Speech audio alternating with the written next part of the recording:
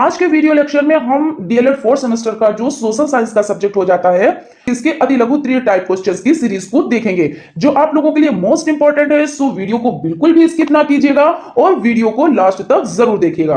तो चलते हैं आज की सीरीज का फर्स्ट नंबर क्वेश्चन देख लेते हैं।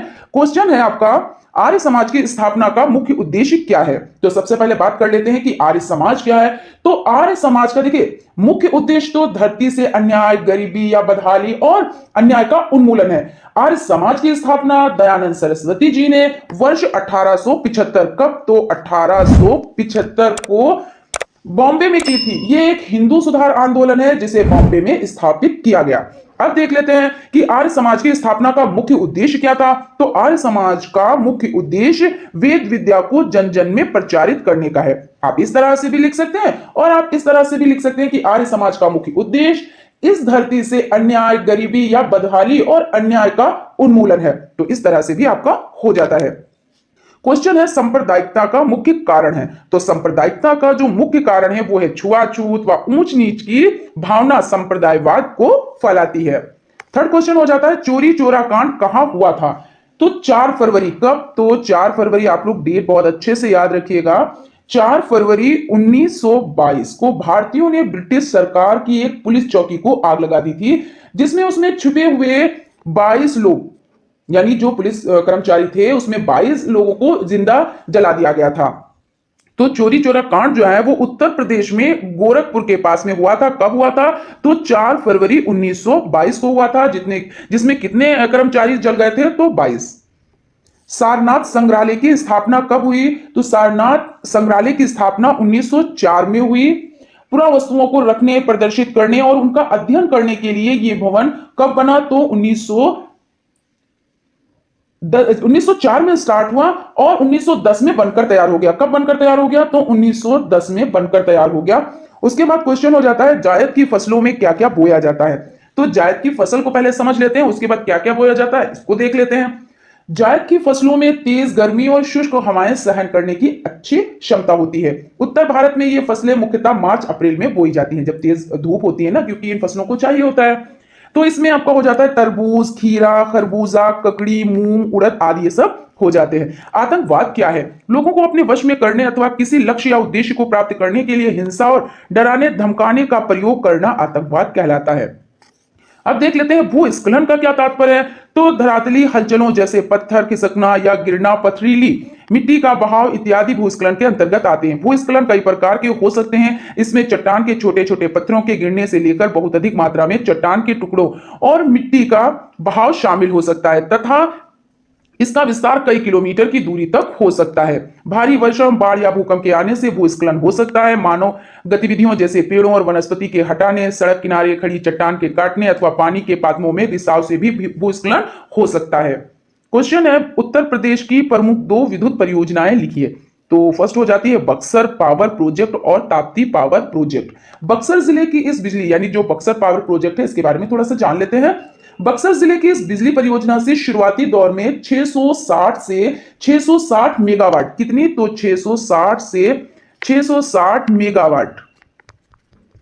मेगावाट की 2 यूनिटों को एक साथ शुरू करने की तैयारी। इसमें कुल मिलाकर 1320, कितनी, तो 1320 मेगावाट बिजली का उत्पादन होगा। उत्तर प्रदेश में प्रमुख आयात क्या है। अब आयात किसे कहते हैं इसको पहले समझते हैं, उसके बाद उन चीजों को समझते हैं जो आयात की जाती हैं।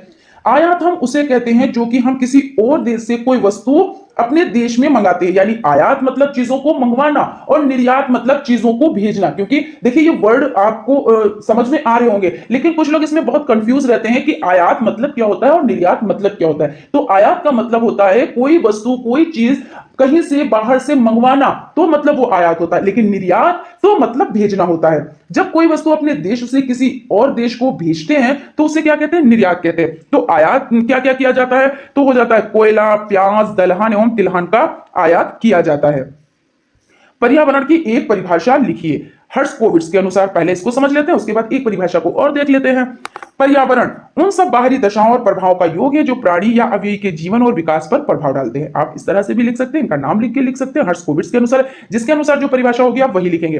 लेकिन एक परिभाषा आप इस तरह से लिख सकते हैं, परि जो हमारे चारों ओर है और आवरण जो हमें चारों ओर से घेरे हुए है। पर्यावरण का शाब्दिक अर्थ होता है चारों ओर से घेरे हुए, आप ये भी लिख सकते हैं, ठीक है ना। उसके बाद हो जाता है क्वेश्चन, थियोसॉफिकल सोसाइटी की स्थापना किसके द्वारा की गई। तो यहां पे देख लेते हैं, रूस निवासी महिला मैडम हेलेन पेट्रोना ब्लावस्की और अमेरिका निवासी कर्नल हेनरी स्टील ऑलकाट ने 17 नवंबर सन 1875 को न्यूयॉर्क में थियोसॉफिकल सोसाइटी की स्थापना की थी। यंग इंडिया नामक समाचार पत्र किसके द्वारा निकाला जाता था। यंग इंडिया एक साप्ताहिक पत्रिका थी जिसे गांधी जी द्वारा प्रकाशित किया जाता था। किसके द्वारा, तो गांधी जी द्वारा। यह पत्रिका अंग्रेजी में निकलती थी। किस भाषा में निकलती थी, तो अंग्रेजी भाषा में निकलती थी। अब क्वेश्चन देख लेते हैं, अंतरराष्ट्रीय न्यायालय की आधिकारिक मान्यता प्राप्त भाषाएं कौन सी हैं। फ्रांसीसी हो जाती है और अंग्रेजी हो जाती है। विश्व पर्यावरण दिवस कब मनाया जाता है। विश्व पर्यावरण दिवस 5 जून को मनाया जाता है। उत्तर प्रदेश यहां पे रह गया, संसद के दोनों सदनों का सत्रावसान कौन करता है। संसद के दोनों सत्रों का सत्रावसान राष्ट्रपति द्वारा किया जाता है। उत्तर प्रदेश में लोकसभा व राज्यसभा की कितनी सीटें हैं, तो उत्तर प्रदेश में लोकसभा की 80 सीटें हैं और राज्यसभा की 31 यानी 31 सीटें हो जाती हैं। उत्तर प्रदेश के किस जिले में यूरेनियम पाया जाता है, तो उत्तर प्रदेश के ललितपुर जिले में यूरेनियम पाया जाता है। कहां पाया जाता है, तो ललितपुर जिले में यूरेनियम पाया जाता है। उसके बाद क्वेश्चन है, प्राकृतिक संसाधन किसे कहते हैं। नाम से ही पता चल रहा है, जो प्रकृति की तरफ से हमें उपहार स्वरूप मिले हैं, जिनसे हमें कोई भी कुछ भी खर्च नहीं करना पड़ता, वो प्राकृतिक संसाधन ही तो होते हैं, क्योंकि उनको वो पाए जाते मिलते हैं। हालांकि बाद में इन पे जब हम लोग उसको प्राप्त करते हैं तो उसमें तो पैसा देना पड़ता है, लेकिन जो प्राकृतिक संसाधन यानी प्रकृति की तरफ से हमें उपहार स्वरूप मिले, वो क्या हो जाते हैं, वो प्राकृतिक संसाधन हो जाते हैं। वे संसाधन जो प्रकृति से मुक्त रूप में पाए जाते हैं, जैसे कोयला, पेट्रोल आदि प्राकृतिक संसाधन कहलाते हैं। उत्तर प्रदेश के किस जनपद में बांध परियोजना स्थित है। बांध परियोजना का नाम भी लिखे, तो रिहन बांध परियोजना हो जाता है, जो सोनभद्र जिले में स्थित है। क्वेश्चन हो जाता है, चिपको आंदोलन का नेतृत्व यहां पे हो जाता है, चिपको आंदोलन का किस क्षेत्र में महत्वपूर्ण योगदान रहा है। तो सबसे पहले चिपको आंदोलन को समझ लेते हैं। बिना जान की परवाह किए 27 औरतों ने श्रीमती गौरा देवी के नेतृत्व में चिपको आंदोलन शुरू किया गया था। इस प्रकार 26 मार्च 1974 का, तो देख लेते हैं यहां पे 26 मार्च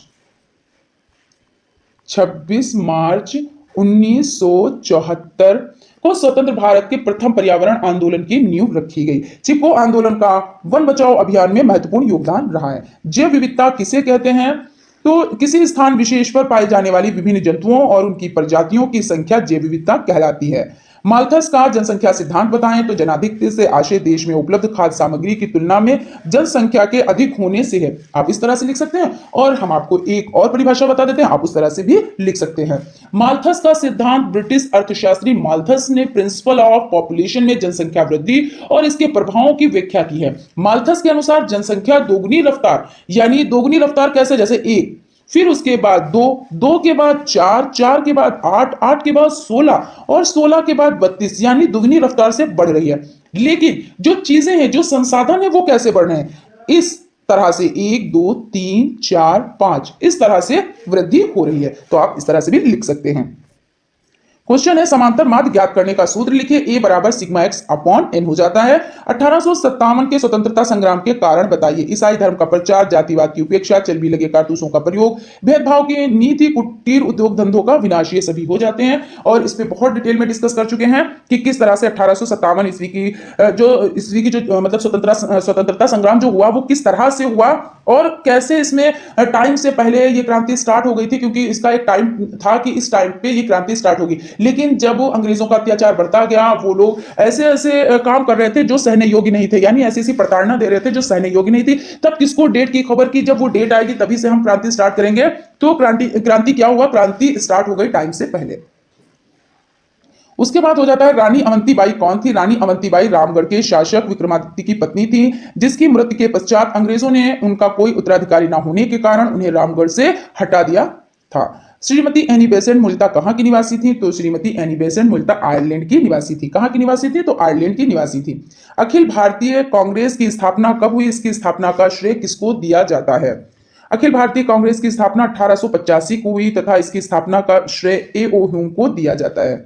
सविनय अवज्ञा आंदोलन के प्रमुख कार्यक्रम बताएं। 12 मार्च 1930 को नमक सत्याग्रह की शुरुआत, 6 अप्रैल 1930 को नमक कानून तोड़ा, यानी 12 मार्च 1930 को 79 अनुयायियों के भाग 79 अनुयायी यानी 79 के साथ गांधी साबरमती से यानी गांधी जी साबरमती से दांडी चले और 6 अप्रैल 1930 को नमक कानून तोड़ दिया और ब्रिटिश शासन के अंत की घोषणा की। क्वेश्चन है मानसूनी जलवायु की सबसे बड़ी विशेषता लिखिए। इसमें ऋतुओं में बदलाव के अनुसार जलवायु दशाओं, तापमान, वायुदाब, हवाओं की दिशा, वर्षा आदि में भी बदलाव होता है।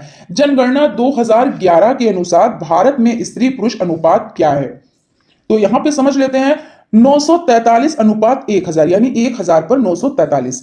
2011 की जनगणना के अनुसार भारत में जनसंख्या का घनत्व क्या है? तो घनत्व है 382 प्रति वर्ग किलोमीटर। जनसंख्या की दृष्टि से विश्व में भारत का कौन सा स्थान है? तो दूसरा, लेकिन इस पे हम लोग थोड़ी सी डिटेल में डिस्कस कर लेते हैं। आपका हो जाता है सन 2019 की अगर हम लोग बात करें तो सन 2019 में लगभग 1.15 अरब की जनसंख्या के साथ भारत विश्व का दूसरा सर्वाधिक जनसंख्या वाला देश था। ठीक है ना। भारत के पास विश्व की कुल भूक्षेत्र का 2.4% भाग है। अब बात कर लेते हैं वर्ष 2023 की। अब यहां पे बात कर लेते हैं वर्ष 2023 की। तो 2023 में जनसंख्या अनुसार भारत का स्थान दुनिया में पहले नंबर पर है। संयुक्त राष्ट्र जनसंख्या कोष UNFPA की रिपोर्ट के अनुसार यानी इसके मुताबिक भारत की जनसंख्या कितनी है? तो आप देख सकते हैं भारत की जनसंख्या कितनी है। देखिए ये आपका हो जाता है, आपकी जनसंख्या इतनी है। यानी 1,42,46,27,663। ये आंकड़ा साल 2022 से 0.81% ज्यादा है। तो इस तरह से आई होप आप लोग समझ गए होंगे। भारत में सर्वाधिक साक्षरता वाला राज्य कौन सा है? तो केरल हो जाता है यानी 96.2%। निम्न राज्यों में से कम घनत्व यानी कम जनसंख्या घनत्व किस राज्य में है? तो यहां पे आपका दिए हुए हैं, देख लीजिए। निम्न राज्यों में से कम जनसंख्या घनत्व किस राज्य में है? तो अरुणाचल प्रदेश हो जाता है। ठीक है ना।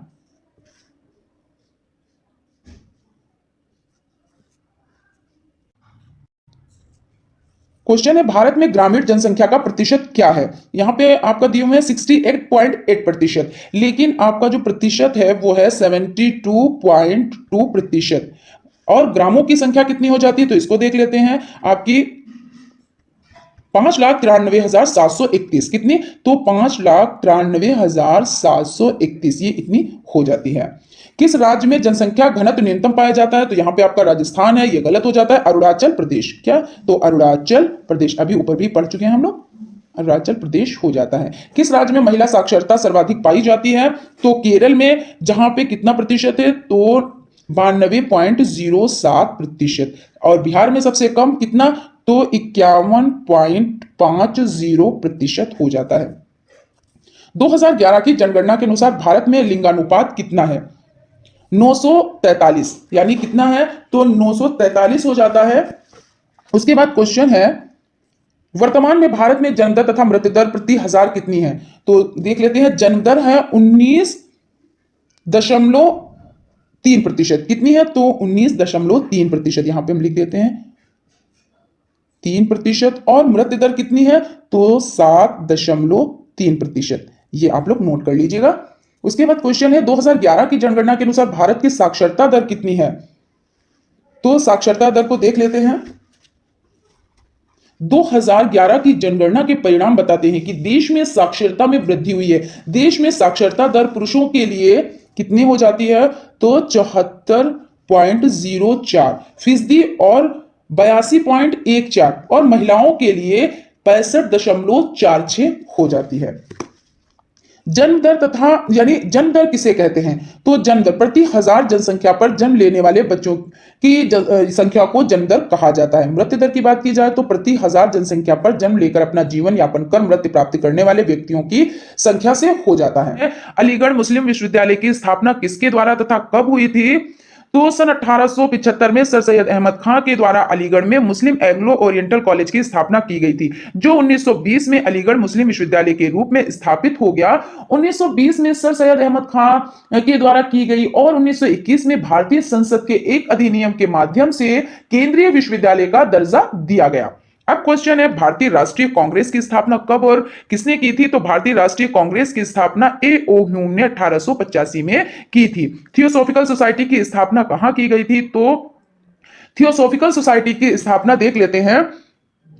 1789 में अमेरिकन कर्नल हेनरी अल्कॉट एवं रूसी महिला ब्लेवस्की ने न्यूयॉर्क में थियोसॉफिकल सोसाइटी की स्थापना की थी। अब यहां पे समझ लेते हैं, जो आपका ये सन है 1789, ये ना होकर 1875 है, ठीक है ना। मैडम पी ब्लेवस्की और कर्नल एम.एस. ऑलकार्ट ने 1875 में अमेरिका में थियोसॉफिकल सोसाइटी की स्थापना की। तो इस तरह से आपका आंसर हो जाता है प्रार्थना समाज की स्थापना किस वर्ष हुई थी तथा इसके संस्थापक कौन थे? प्रार्थना समाज की स्थापना 1867 में हुई थी तथा इसके संस्थापक केशव चंद्र सेन जी थे, ठीक है ना। अब यहां पे इसको समझ लेते हैं। प्रार्थना समाज भारतीय नवजागरण के दौर में धार्मिक और सामाजिक सुधारों के लिए स्थापित समुदाय है। इसकी स्थापना, अब देखिए यहां पे क्वेश्चन क्या है, स्थापना की बात हो रही है, इसलिए हम लोग इसको भी समझ लेते हैं कि स्थापना किसने की और केशव चंद्र सेन कौन थे, ठीक है ना। तो स्थापना आत्माराम पांडुरंग, महादेव गोविंद नराडे और इतिहासकार आर.जी. भंडारकर बंबई में 31 मार्च 1867 को की गई, ठीक है ना। तो आपका ये सन एकदम राइट है। और अभी इस पर डिस्कस कर लेते हैं। तो केशव चंद्र सेन की प्रेरणा से, इनकी प्रेरणा से हुआ, ठीक है ना, इनकी प्रेरणा से बंबई में प्रार्थना समाज की स्थापना हुई। प्रार्थना समाज का मुख्य उद्देश्य जाति पात का विरोध, पुरुषों तथा स्त्रियों की विवाह की आयु में वृद्धि और विवाह तथा स्त्री शिक्षा आदि था। तो अब आई होप आप लोगों को ये आंसर समझ में आ गया होगा कि यहां पे आपका स्थापना पूछ रहे हैं कि प्रार्थना समाज की स्थापना किसने की। तो किसने की? तो आपका हो जाता है आत्माराम पांडुरंग, महादेव गोविंद नराडे और इतिहासकार आर.जी. भंडारकर। तो अगर ऑप्शन में इस तरह के अगर ऑप्शन है आपको तो टिक करने रहेंगे, और अगर जहां पे केशव चंद्र सेन है और वहां पे स्थापना की बात है तब तो आपको केशव चंद्र सेन पर ही टिक करना रहेगा, ठीक है ना। बनारस हिंदू विश्वविद्यालय की स्थापना कब हुई? तो बनारस हिंदू विश्वविद्यालय की स्थापना 1916 में हुई। 1916 में महामना पंडित मदन मोहन मालवीय जी द्वारा स्थापित बनारस हिंदू विश्वविद्यालय देश के सबसे प्रतिष्ठित केंद्रीय विश्वविद्यालय में से एक है। अब क्वेश्चन को देखते हैं, जलियांवाला बाग हत्याकांड कब हुआ था? इसको देख लेते हैं। 13 अप्रैल 1919 ईस्वी में अमृतसर में जलियांवाला बाग हत्याकांड हुआ था। आपके लिए ये जो डेट है वो मोस्ट इंपॉर्टेंट है, इसको याद कीजिएगा, बहुत अच्छे से याद रखिएगा। डॉक्टर सतपाल और सैफुद्दीन किचलू की गिरफ्तारी के विरोध में हो रही जनसभा पर अंग्रेज जनरल डायर ने अंधाधुंध गोलियां चलवाई। जलियांवाला बाग हत्याकांड के विरोध में महात्मा गांधी ने केसरी हिंद की उपाधि, जमनालाल बजाज ने, राय बहादुर एवं रविन्द्रनाथ टैगोर ने सर की उपाधि वापस लौटा दी।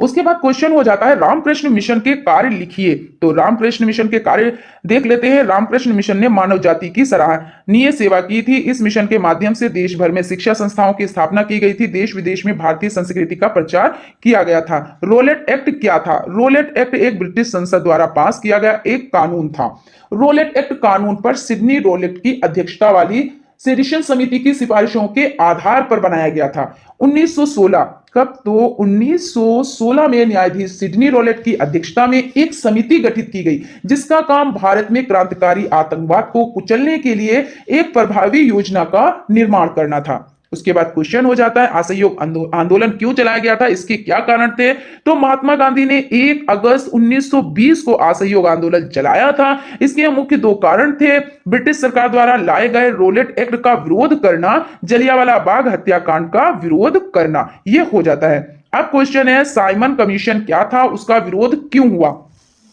तो साइमन कमीशन के बारे में पढ़ लेते हैं। 3 फरवरी 1928 में साइमन कमीशन भारत आया था। इसे व्हाइट मैन कमीशन भी कहा जाता है। यह कमीशन पूरी तरह अंग्रेजी कमीशन था। इसमें भारतीय सहमति नहीं थी। फलतः कांग्रेस ने प्रस्ताव पारित कर इसके विरोध का निर्णय लिया। 30 अक्टूबर 1928 को लाहौर में साइमन आयोग के विरुद्ध प्रदर्शन करते समय पुलिस की लाठी से लाला लाजपत राय घायल हो गए और बाद में इनकी मृत्यु हो गई। उसके बाद क्वेश्चन है 1857 ईस्वी की क्रांति कहां से प्रारंभ हुई थी? तो 1857 की क्रांति 10 मई 1857 को मेरठ से प्रारंभ हुई थी। क्वेश्चन हो जाता है 1857 ईस्वी के स्वाधीनता संग्राम के 4 प्रमुख नेताओं के नाम लिखिए। तो हो जाता है आपका 1857 के स्वतंत्रता संग्राम के 4 प्रमुख नेताओं के नाम लिखिए। तात्या टोपे, नाना साहब, मंगल पांडे, बहादुर शाह जफर। उसके बाद मंगल पांडे कौन थे? मंगल पांडे को फांसी कब दी गई थी?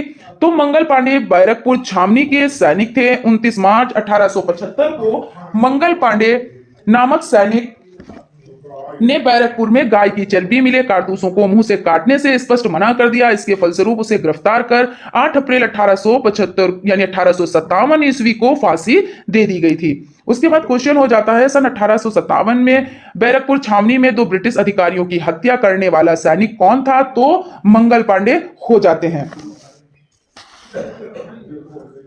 बहादुर शाह जफर कौन थे? क्वेश्चन है, अंतिम मुगल सम्राट और दिल्ली के शासक बहादुर शाह जफर थे। बहादुर शाह जफर भारत में मुगल साम्राज्य के आखिरी शहंशाह और उर्दू के जाने माने शायर थे। उन्होंने 1857 का प्रथम भारतीय स्वतंत्रता संग्राम में भारतीय सिपाहियों का नेतृत्व किया। क्वेश्चन हो जाता है, तात्या टोपे कौन थे? तात्या टोपे को फांसी कब दी गई थी? तो तात्या टोपे का वास्तविक नाम रामचंद्र पांडुरंग था। 18 अप्रैल 1859 को शिवपुरी में अंग्रेजों द्वारा उन्हें फांसी पर लटका दिया गया था। क्वेश्चन आपका हो जाता है, थियोसोफिकल सोसाइटी का मुख्यालय भारत में कहां स्थापित हुआ था?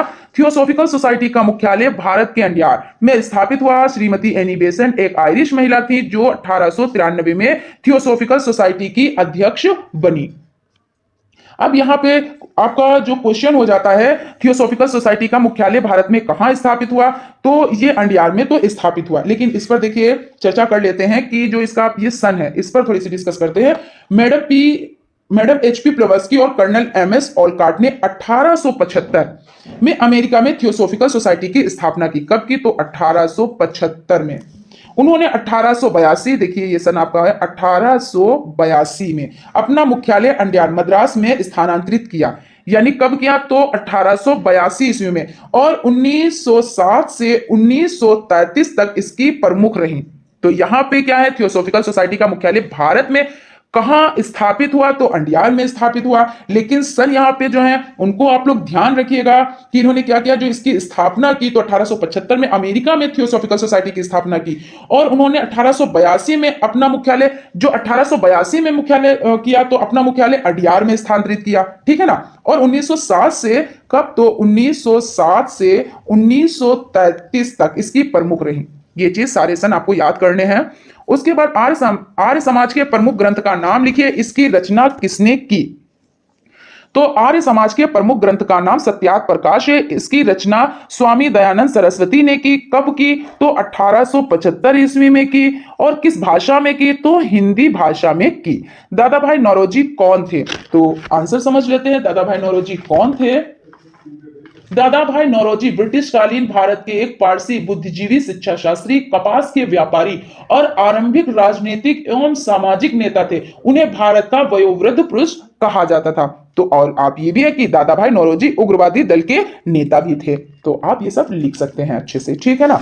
आई होप आप लोगों को सेशन अच्छा लग रहा होगा।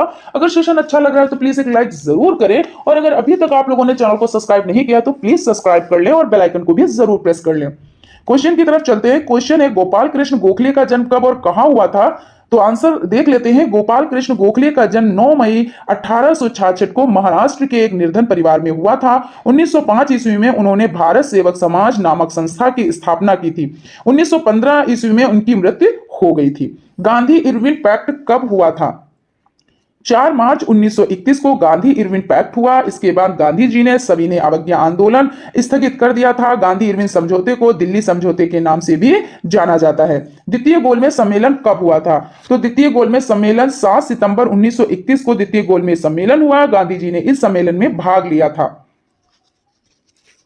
क्वेश्चन हो जाता है, द्विराष्ट्र के सिद्धांत का प्रतिपादन किसने किया था? जिन्ना ने गांधी जी पर हिंदू राज्य स्थापित करने का आरोप लगाकर सांप्रदायिकता को भड़काते हुए द्विराष्ट्र सिद्धांत का प्रतिपादन किया था। महात्मा गांधी को राष्ट्रपिता क्यों कहते हैं? तो भारत के वर्तमान स्वरूप की परिकल्पना, उसकी आधारभूत वैचारिक संरचना, निर्माण पद्धति, दिशा निर्धारण सभी कुछ महात्मा गांधी के कारण संभव हुआ है। भय, संदेह, कमजोरियों से देश को मुक्त करके अभूतपूर्व शक्ति का संचार करके गांधी जी ने नए भारत का निर्माण किया था, इसलिए उन्हें राष्ट्रपिता कहा जाता है। सर्वप्रथम इन्हें राष्ट्रपिता कहकर सुभाष चंद्र बोस ने संबोधित किया था। यह आप लोगों के लिए मोस्ट इंपोर्टेंट पॉइंट हो जाता है कि सर्वप्रथम किसने, यानी इसलिए इन्हें राष्ट्रपिता कहा जाता है। और सर्वप्रथम इन्हें राष्ट्रपिता कहकर किसने संबोधित किया? तो सुभाष चंद्र बोस ने।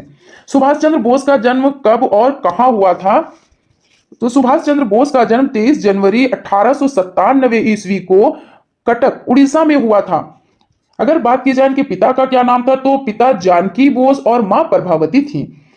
1857 के प्रथम स्वतंत्रता संग्राम के दौरान भारत का गवर्नर जनरल कौन था? 1857 के प्रथम स्वतंत्रता संग्राम के दौरान भारत का गवर्नर जनरल लॉर्ड कैनिंग था। 1857 के प्रथम स्वतंत्रता संग्राम पर लिखी गई सरकारी किताब कौन सी है? आंसर आपका हो जाता है 1857 का स्वतंत्र समर लेखक विनायक दामोदर सावरकर। जंगे आजादी दारख्शन Urdu golden chapter of the war. Scientific society की स्थापना किसने की थी? साइंटिफिक सोसाइटी की स्थापना सर सैयद अहमद खान ने की थी। कब की थी? तो 1864 ईस्वी में की थी।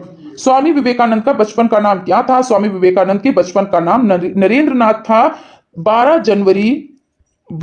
जनवरी 1863 को कोलकाता के एक कायस्थ परिवार में हुआ था। पिता विश्वनाथ दत्त और माता भुवनेश्वरी देवी थी। इनकी माता का नाम क्या था? तो भुवनेश्वरी देवी। उसके बाद क्वेश्चन हो जाता है आपका, बंगाल विभाजन के समय भारत का वायसराय कौन था? बंगाल विभाजन के समय भारत का वायसराय लॉर्ड कर्जन था। कौन था? तो लॉर्ड कर्जन था 1905 में। और सन की बात करें तो 16 अक्टूबर को, ठीक है ना। तो ये आपका हो जाता है 1905। और कब हुआ था? तो 16 अक्टूबर को। 1905 16 अक्टूबर।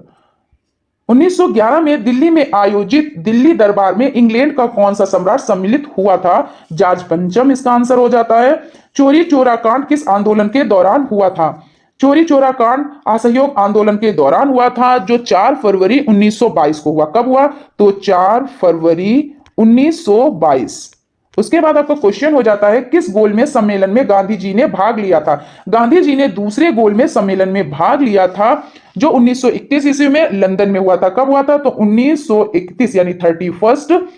और कहां हुआ था? तो लंदन में हुआ था। उसके बाद क्वेश्चन हो जाता है, संयुक्त राष्ट्र संघ की सुरक्षा परिषद में कितने सदस्य राष्ट्र होते हैं? संयुक्त राष्ट्र संघ की सुरक्षा परिषद में 15 सदस्य, 5 स्थायी तथा 10 अस्थायी राष्ट्र होते हैं। अगर स्थायी सदस्यों की बात की जाए तो स्थायी सदस्य हो जाते हैं कौन कौन से?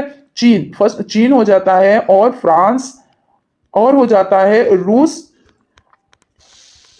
रूस ब्रिटेन और संयुक्त राज्य अमेरिका। ये हो जाते हैं संयुक्त राज्य अमेरिका, ठीक है ना। ये क्या है? तो ये स्थायी सदस्य हो जाते हैं। उसके बाद है, मिड डे मील योजना किस वर्ष प्रारंभ की गई थी? मिड डे मील योजना का प्रारंभ वर्ष 1995 ईस्वी में हुआ। कब? तो 15 अगस्त 1995।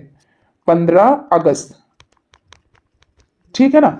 उसके बाद है, सूर्य से आने वाली हानिकारक पराबैंगनी किरणों से कौन सा रोग उत्पन्न होता है? सूर्य से आने वाली हानिकारक पराबैंगनी किरणों से त्वचा का कैंसर होता है। नदियों में जल प्रदूषण की माप किससे की जाती है? तो नदियों में जल प्रदूषण की माप बायोलॉजिकल ऑक्सीजन डिमांड डीओ यानी बीओडी से की जाती है। बीओडी, ठीक है ना, बीओडी से की जाती है। 2011 की जनगणना के अनुसार भारत का लिंगानुपात कितना है? 2011 की जनगणना के अनुसार भारत का लिंगानुपात यहाँ पे आपका 240 दिए हुए हैं, लेकिन यानी 940 यहाँ पे है, 940 ना होकर 943 हो जाता है, यानी आपका जो लिंगानुपात है 1000 पर। विटिकल्चर क्या है? विटिकल्चर अंगूर से संबंधित उद्यान विज्ञान की एक शाखा है। इसमें अंगूरों की बुआई, पोषण, देखरेख एवं फलोत्पादक का अध्ययन किया जाता है। भारत पृथ्वी के किस गोलार्ध में स्थित है? तो भारत पृथ्वी के उत्तरी पूर्वी गोलार्ध में स्थित है। 1857 के विद्रोह के 2 असफलता के कारण बताएं। तो स्वतंत्रता संग्राम के सैनिकों के पास सैन्य सामग्री का अभाव हो जाता है, स्वतंत्रता संग्राम में कुशल नेतृत्व का ना होना हो जाता है, और इसमें तिथि से पहले ये जो स्वतंत्रता संग्राम था 1857 का, ये भी हो जाना है। तो इसके बहुत से कारण थे, आप कोई से भी 2 कारण लिख सका। अगर सेशन अच्छा लगा है तो प्लीज एक लाइक जरूर करें, और अगर अभी तक आप लोगों ने चैनल को सब्सक्राइब नहीं किया है तो प्लीज सब्सक्राइब कर लें और बेल आइकन को भी जरूर प्रेस कर दें। और फ्रेंड्स, एक चीज बताना चाहेंगे कि आप लोग वीडियो को शेयर किया कीजिए, क्योंकि शेयर करने से क्या होता है और भी लोगों को बेनिफिट होता है, और जितना आप शेयर करेंगे उतनी ही अपनी फैमिली यानी अपना एक परिवार बढ़ता जाएगा, ठीक है ना। तो आई होप आप लोगों को सेशन अच्छा लगा होगा, इसलिए प्लीज एक लाइक जरूर करें। मिलते हैं नेक्स्ट क्लास में, तब तक आप लोग अपना ख्याल रखें और स्टडी को कंटिन्यू करें। Thank you.